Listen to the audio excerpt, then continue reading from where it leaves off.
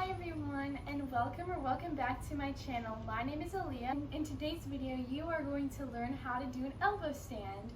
So I would say that this is a lot easier than a contortion handstand. An elbow stand is a lot easier than a regular contortion handstand that's on your hands in my opinion, because it's easier to balance, but it does require a lot of back flexibility. So to start this video, I would definitely recommend watching a back stretching routine, whether that's beginner, intermediate, or advanced. I have all of those up on my channel, so I recommend following along to one of those first, or all of them, whatever you want to do, and then come back to this video and you will learn how to do an amazing chest stand. So let's get started. To start off, now that your back is all stretched out, I recommend trying your elbow stand and just seeing where you are. So I'm going to show you how to get into it, and then I'm going to give you some tips on how to improve it. So you're going to want to start on your knees, just like the chest stand video if you've watched that one. And you're going to sort of like kick up into it. So when you stand up and go into a trick, you kind of push this, it's like usually pointed, and then you put it down to then kick up your back leg, and then you put your hands down. So you're doing the same thing but on your knees, and you don't like point your knees. That would be interesting. You put it out in front to then kick up into it to momentamize it, but your hands don't just go down because it's an elbow stand. You're all the way from your elbow to your fingers are on the ground, and spread your fingers wide and distribute the weight through the whole half of your arm, and you're going to want to kick up. I'm going to show this to you.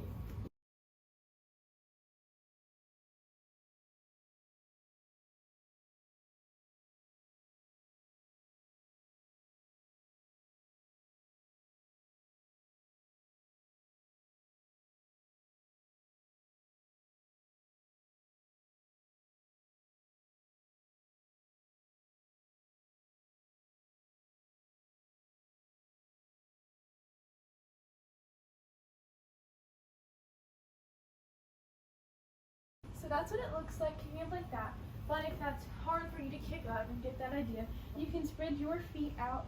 So the foot that you're used to kicking up with is in the front, and the foot that your bad leg is in the back. And you put your elbows already on the ground, and then you just kick up from there by tucking your toes under and pushing up like that. So I'll show an example, and then you can try it.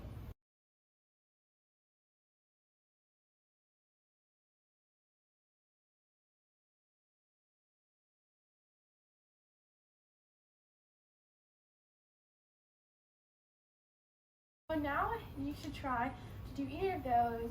I recommend starting with the one with your knees down, even though it's harder to get momentum, but you get the motion down, and then try going from your knees, standing up, all the way to the elbow stand to then see where you're at. Now that you've tried it, I'm going to show you some different ways that you can kick up into it, and then I'll give you some tips on how to improve your elbow stand. So I'm going to show you one. You can do the split one, you can split your legs, you can keep your legs straight, you can bend your legs over, you can do, I'm just going to show you a bunch of different ones, and then you can just see which ones you can do and which ones you want to work on.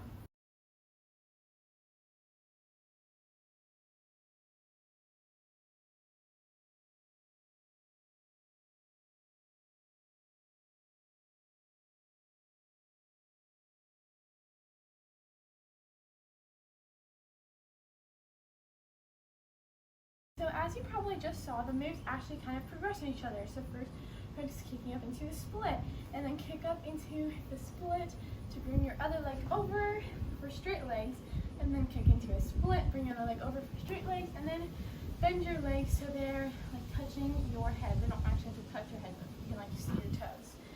And so you can play around with different ways to get into the tricks, but those are the main three, I would say, that we're going to focus on in this video. So in order, if you want to increase your flexibility in the way it looks when you're in a split, I recommend doing a split stretching routine of how to get your splits, or just a leg stretching routine. And to really increase your flexibility when you're doing the split elbow stand. Then to bring your leg over, you really just need to work on your balance for that. So I would say the practice makes perfect for that one. So just keep practicing going into a split and bring the leg over and keeping them straight, and then bringing them back down. Then for the one where you bend your legs in, this can also help you balance and work on all of them actually, which is going into an elbow back bend. So to do an elbow back bend, you can get into it two ways. One, we'll do the first way, which is when you kick over from your elbow stand and then put your feet on the ground, not in the air, which I actually recommend practicing this so that you have a safe way to get out of it if you overkick or if you underkick. If you underkick, you'll fall back onto your knees, which you already know how to do that. And then if you overkick, you want to be able to catch yourself by putting your feet down, because it's not as hard as you might think it would be, like kicking over into a bridge, but it does require some flexibility. So definitely warm up your back and do the back strengthening and stretching video before watching this one. So the way to do that is you kind of just have more power in your kick. So I'll show you and then you can try it.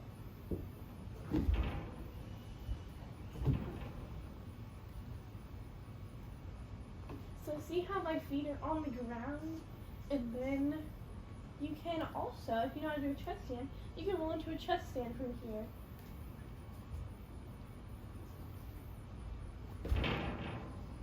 The other way to do it is from a back bend. So if you know how to fall into your back bend, then you might be able to do it this way.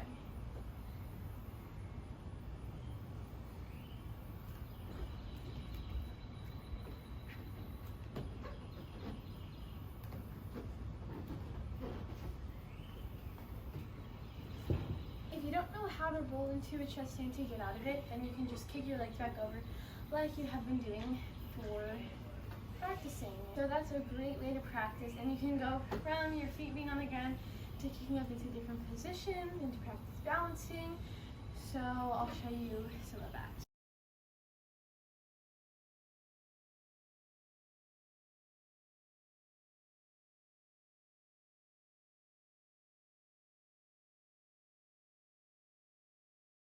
My advice for getting your elbow stand is to just keep practicing and follow along to this video daily. So I really hope that you did get your elbow stand or improve your elbow stand using this video. Remember to keep drinking that water. Hydration is key for when you're working on contortion because your head can start to hurt. And yeah, so that completes the stretching portion of this video. Bye guys, thank you so much for watching today's video. If you enjoyed it, be sure to like, comment, and subscribe. And I really hope that you got your chest stand today. And if you didn't, I recommend doing this routine like every day along with a back stretching routine to really increase your back flexibility. And if you did, then congratulations. And yeah, I will see you in my next video. Bye.